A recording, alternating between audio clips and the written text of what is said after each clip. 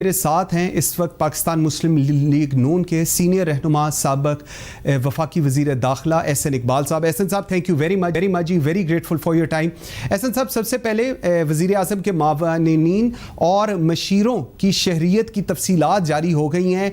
ये तो एक हमें पता था कि वो दे आर ड्यूअल नेशनल, लेकिन जो एसेट्स उनके डिक्लेयर हुए हैं मेरे ख्याल में वो एक बहुत बड़ा क्वेश्चन है। और जब से ये न्यूज़ आई है, अब मेरे ख्याल में एसेट डिक्लेरेशन भी इनकी अब आनी चाहिए। कैसे पाकिस्तान मुस्लिम लीग इस पे देख रही है जी? देखिए, सबसे पहली बात तो यह है कि ये इमरान खान साहब ही थे जो ऑपोजिशन में बहुत ललकार के कहते थे कि ये नहीं हो सकता कि आप दोहरी शहरियत रखते हों और आप असम्बलियों में बैठे हों, आप काबीना में बैठे हों। तो अब तो उनकी आधी काबीना दोहरी शहरियत की हामिल निकली है।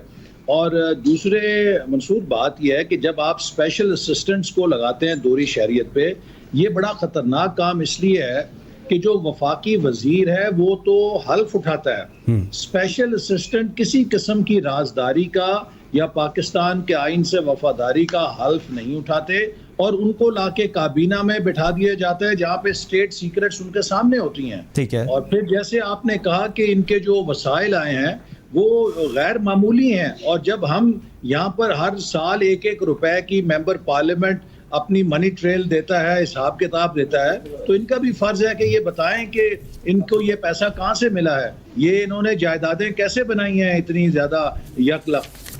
बिल्कुल सही है। दूसरा, कल इमरान खान साहब लाहौर आए हुए थे जी, और आते साथ जब वो गए हैं तो कमिश्नर लाहौर और सेक्रेटरी सर्विसेज को इन्होंने जी for no good reason they are out. इसको आप कैसे एनालाइज कर रहे हैं? ये को मैनेजमेंट टैक्टिक्स हैं जी, गुड गवर्नेंस हो रही है, इसको आप कैसे देख रहे हैं जी?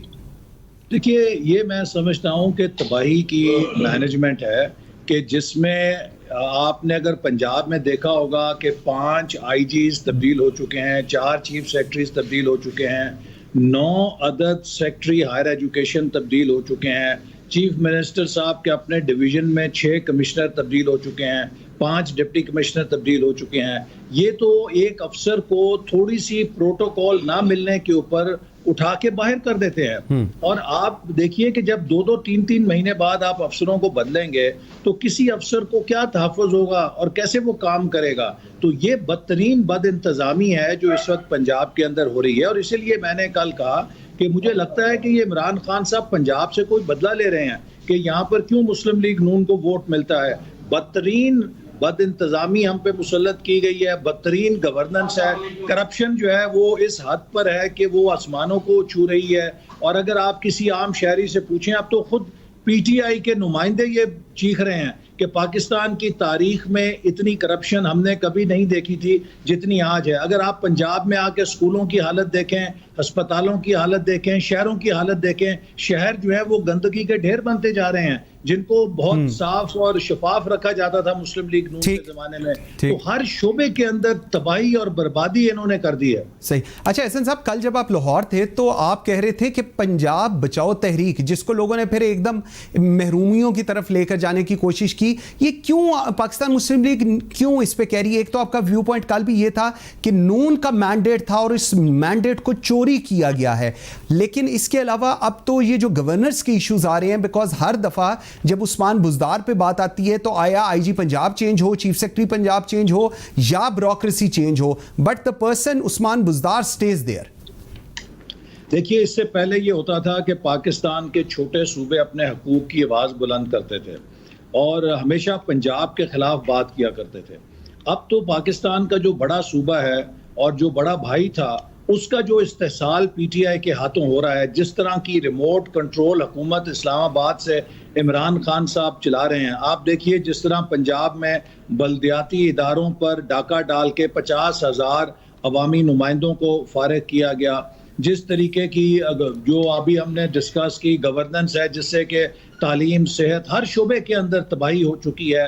तो आज ये ज़रूरी है कि हम पंजाब की इसलिए बात करें कि पंजाब ने पिछले इलेक्शन में मुस्लिम लीग नून को सिंगल लार्जेस्ट पार्टी का मैंडेट दिया था और इस हुकूमत ने हॉर्स ट्रेडिंग करके एमपीएस को जबरदस्ती वफादारियां पीटीआई की तरफ तब्दील करा के अपनी एक मसनूई हुकूमत बनाई है। अगर आप पॉपुलर वोट देखें तो पंजाब के अंदर सबसे ज्यादा पॉपुलर वोट मुस्लिम लीग नून को मिला, पीटीआई से बहुत ज्यादा मिला। ठीक, अच्छा, लेकिन एहसन साहब मुझे आपका ये point, let me take this, लेकिन फिर मुस्लिम लीग नून और अपोजिशन का इमरान खान हुकूमत के खात्मे के लिए ये अवलीन मौक़िफ़ ज़रूर है कि जी इमरान खान की हुकूमत का ख़त्म होना चाहिए, लेकिन कोई अदम एतमाद की तहरीक नहीं हम देखते, कोई इन हाउस चेंज की हम बात नहीं देखते, कोई मुल्क गिर तहरीक की -1 की बातें होती हैं।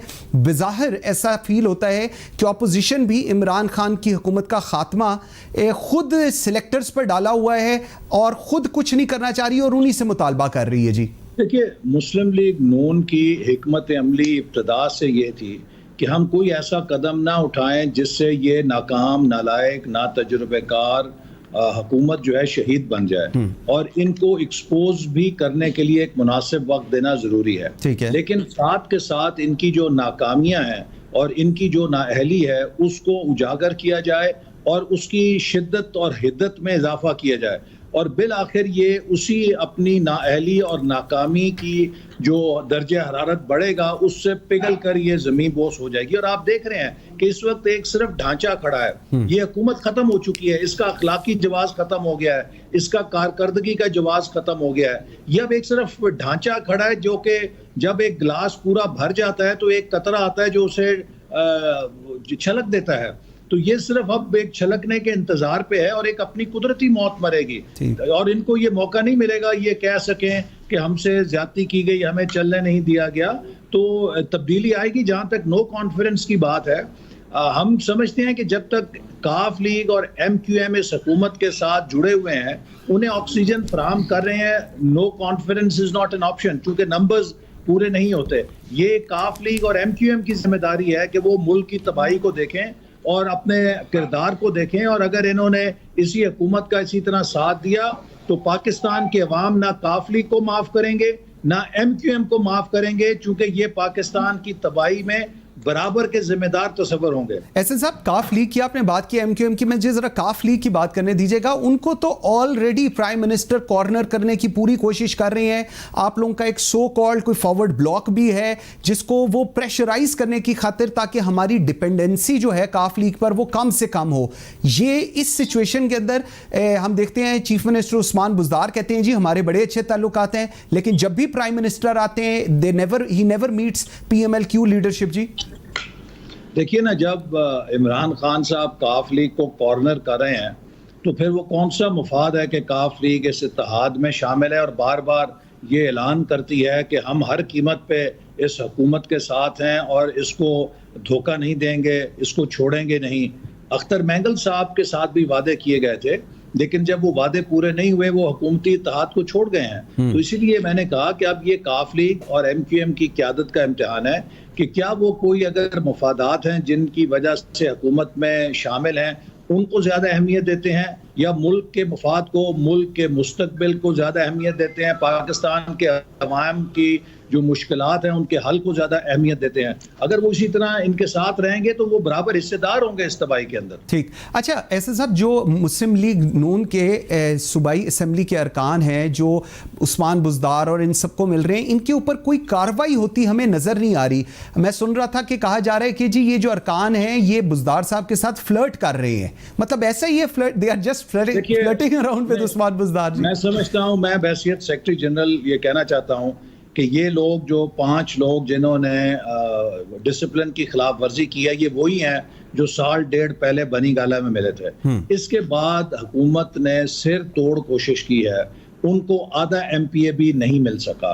तो ये जो 5 ज़मीर फरोश हैं जिन्होंने अपने ज़मीर का सौदा किया है, हमारे सामने कुछ कानूनी मुश्किलात हैं, क्योंकि फ्लोर क्रॉसिंग सिर्फ लगती है वोट ऑफ कॉन्फिडेंस में या फाइनेंस बिल के अंदर अगर कोई मेंबर पार्टी लाइन के खिलाफ दे, तो इसलिए कुछ हम नहीं चाहते कि ऐसा कदम उठाएं कि जिससे ये कानूनी तौर पे कोई पेचीदगी पैदा करें। अलबत्ता मैं ऑन रिकॉर्ड कहना चाहता हूं कि हम इनको ज़मीर फरोश समझते हैं और ऐसे ज़मीर फरोशों की ना पाकिस्तान के अवाम की नज़र में कोई हैसियत है, ना हमारी पार्टी की सफ़ों में कोई हैसियत। और आप देखेंगे कि अगले इलेक्शन में लोग इनकी ज़मानतें जब्त कराएंगे और दूसरी बात यह है कि देखिए जो फ्लोर क्रॉसिंग होती है ना, वो लोग करते हैं चढ़ते सूरज की तरफ। एग्जैक्टली डूबती नाव में कोई नहीं सवार होता, वो कोई बदनसीब होता है जिसकी किस्मत ही खराब हो या अल्लाह ताला ने आंखों पे पट्टी बांध दी हो, तो वो डूबती कश्ती में सवार होता है। तो इन पांचों ने अगर डूबती कश्ती में सवार होने का फैसला किया है तो अल्लाह पे रहम करे। अच्छा एहसन साहब, थोड़ा सा मुझे बताइएगा कि ऑल पार्टीज कॉन्फ्रेंस ऑपोजिशन जो कर रही है उसमें भी एक हम देख रहे हैं कि पाकिस्तान मुस्लिम लीग नून की तरफ से, बिकॉज शहबाज शरीफ साहब की तबीयत भी शायद ठीक नहीं थी एंड ऑल दैट, वो कुछ चीज़ें आगे नहीं चल रही। मौलाना फजल रहमान की पीपल्स पार्टी से भी मुलाकात हुई लेकिन आगे नहीं कुछ चीज़ें चल रही हैं, इस पर क्या होगा जी? नहीं, ऑल पार्टीज कॉन्फ्रेंस अगर आपको याद होगा कि इब्तिदा में मुस्लिम लीग नून ने ही इसका ख्याल पेश किया था और उस वक्त अभी दीगर जमातों ने कोई इस पर फैसला नहीं किया था।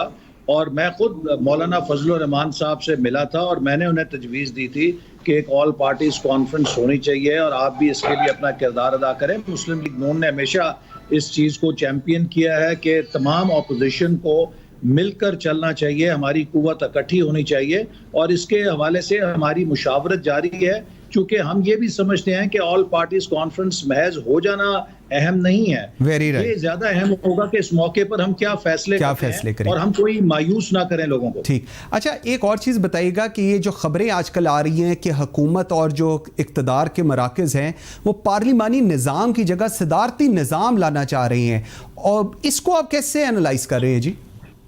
देखिए, पाकिस्तान के मखसूस हालात हैं। पाकिस्तान की पॉपुलेशन बहुत डाइवर्स है, एथनिकली डाइवर्स है, पॉलिटिकली डाइवर्स है और इसके अंदर फेडरेटिंग यूनिट्स हैं।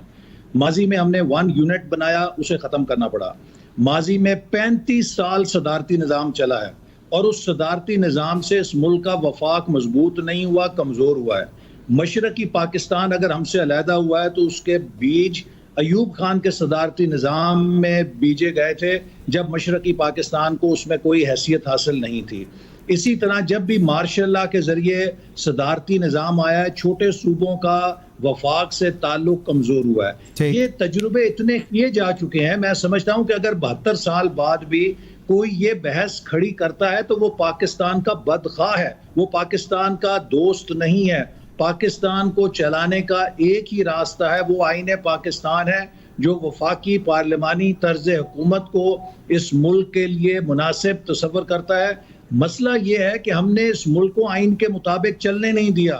हम आइन के मुताबिक इस मुल्क के इदारों को काम नहीं करने देते, हम उनके रास्ते में रखने अटकाते हैं, हम इलेक्शंस के ऊपर शबकून मारते हैं। तो अगर इस मुल्क को मजबूत करना है, चलाना है और तमाम वफाक के यूनिट्स को इसके साथ जोड़े रखना है तो उसका रास्ता वफाकी पार्लिमानी निज़ाम है और आइन के मुताबिक, उसकी रूह के मुताबिक इस मुल्क का चलना है। बिल्कुल ठीक है। Ahsan Iqbal sahab, thank you very much ji, I am very for your times.